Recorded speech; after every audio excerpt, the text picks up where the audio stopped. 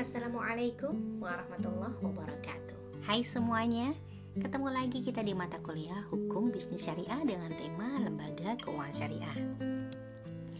Subtopik yang akan kita pelajari diantaranya adalah definisi lembaga keuangan dan lembaga keuangan syariah, sistematika lembaga keuangan, fungsi dan peran lembaga keuangan, perbedaan lembaga keuangan konven dan syariah, serta bentuk dan kegiatan usaha dari lembaga keuangan syariah. Kita mulai dari definisi. Lembaga keuangan tentu saja adalah suatu perusahaan yang usahanya bergerak di bidang jasa keuangan. Artinya, kegiatan usaha yang dilakukan akan selalu berkaitan dengan uang, baik itu nanti penghimpunan, penyaluran, atau jasa keuangan lainnya. Lembaga keuangan adalah intermediasi antara pihak yang kelebihan dana dan pihak yang kekurangan dana. Karena berfungsi sebagai intermediate, maka lembaga keuangan termasuk metode pembiayaan tidak langsung atau indirect financing. Sekarang kita menuju ke sistematika lembaga keuangan. Secara garis besar, lembaga keuangan terbagi menjadi dua, yaitu lembaga keuangan bank dan lembaga keuangan non-bank atau bukan bank. Keduanya sama-sama menghimpun dan menyalurkan dana dari masyarakat. Sekarang kita menuju ke sistematika lembaga keuangan. Secara garis besar, lembaga keuangan terbagi menjadi dua, yaitu lembaga keuangan bank dan lembaga keuangan non-bank. Keduanya tentu saja memiliki persamaan dan perbedaan. Persamaannya adalah kegiatannya sama-sama menghimpun dan menyalurkan dana dari masyarakat, berfungsi sebagai mediator antara pihak yang kelebihan dan kekurangan dana. Keduanya memberikan efisiensi transaksi barang dan jasa bagi pelaku ekonomi, serta memberi fasilitas likuiditas sesuai kebutuhan pemilik dana. Artinya memberikan suntikan dana segar atau fresh money bagi para pelaku ekonomi gitu ya. Sedangkan perbedaan dari lembaga keuangan bank dan non-bank adalah lembaga keuangan bank dapat melakukan kegiatan secara langsung maupun tidak langsung melalui tabungan, deposito, giro, surat berharga, dan penyertaan. Sedangkan lembaga keuangan non-bank hanya dapat melakukan transaksi keuangan secara tidak langsung. Lalu, lembaga keuangan bank boleh mencetak uang, menentukan suku bunga, dan menciptakan uang gira. Ini nanti contohnya adalah Bank Sentral, yaitu Bank Indonesia. Sedangkan lembaga keuangan non-bank tidak diizinkan melakukan kegiatan tersebut. Contoh dari lembaga keuangan bank tadi sudah ada Bank Sentral, yang kedua ada Bank Umum dan Bank Perkreditan Rakyat. Perbedaan Bank Umum dan Perkreditan Rakyat adalah BPR tidak diizinkan melakukan jasa lalu lintas pembayaran.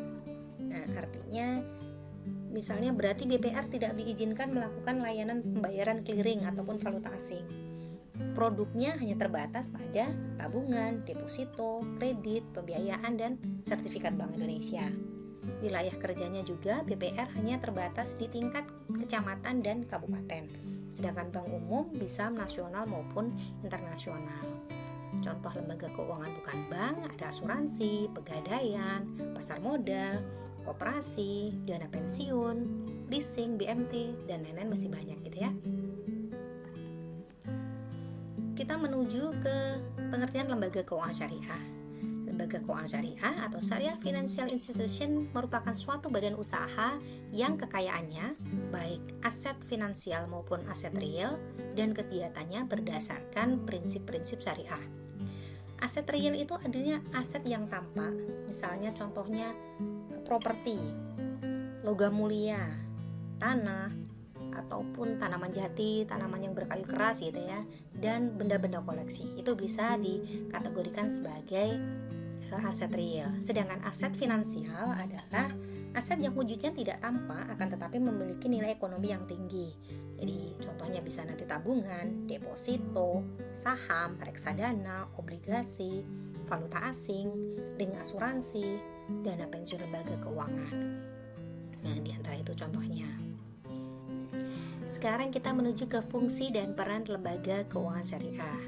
Banyak-banyak suara ya, anggap saja background, bisa diabaikan atau dinikmati, dibikin santai aja ya. Fungsi dan peran lembaga keuangan syariah tentu saja melancarkan produk pertukaran produk gitu ya, baik barang maupun jasa dengan menggunakan jasa keuangan. Yang kedua, menghimpun dana dari masyarakat untuk disalurkan kembali dalam bentuk pembiayaan. Yang ketiga, memberikan informasi kepada pengguna jasa keuangan sehingga membuka peluang keuntungan. Yang keempat, lembaga keuangan memberikan jaminan hukum mengenai keamanan dana yang dipercayakan masyarakat kepada mereka. Dan yang terakhir tentu saja menciptakan likuiditas sehingga dana yang disimpan dapat digunakan ketika dibutuhkan. Sekarang apa sih perbedaan lembaga keuangan syariah dan konvensional? Perbedaan pokok dari lembaga keuangan konvensional dan syariah adalah akad dan prinsip operasionalnya, di mana dalam mendapatkan profit, cara yang dipakai. Nah, kalau untuk konvensional, spread based atau berbasis bunga. Yang kedua, fee based atau memakai biaya untuk jasa. Bisa disebut, kita sering dengar dengan istilah administrasi gitu ya, atau provisi gitu ya. Sedangkan di lembaga keuangan syariah, profit didapatkan dengan cara bagi hasil, misalnya untuk investasi dari mudharabah dan musyarakah. Ada margin dari jual beli, murabahah, salam istisna, dan ada juga yang berbasis jasa dari ijarah, rohan, kafalah, hiwalah, dan wakalah. Sekarang kita ke bentuk dan kegiatan usaha lembaga keuangan syariah. Di antara contoh-contohnya nanti ada bank syariah, sudah kita jelaskan tadi ya, ada bank umum syariah dan BPR syariah. Asuransi syariah memiliki kegiatan usaha, asuransi umum dan asuransi jiwa. Pasar modal memiliki kegiatan usaha saham, reksadana, obligasi syariah atau suku, surat berharga syariah nasional, dan efek beragun aset. Ada juga pegadaian syariah. Pegadaian syariah melakukan pembiayaan dengan akad hukum gadai. Ada jasa taksir, jasa titip barang maupun gold counter atau penyediaan logam mulia. Ada juga nanti dana pensiun, baik berupa dana pensiun kerja ataupun dana pensiun lembaga keuangan.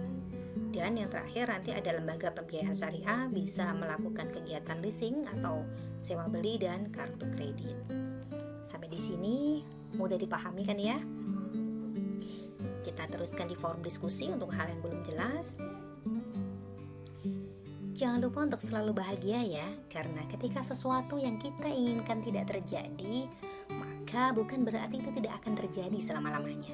Boleh jadi itu disimpan di waktu yang lebih spesial, karena segala sesuatu yang baik akan tiba di waktu terbaiknya.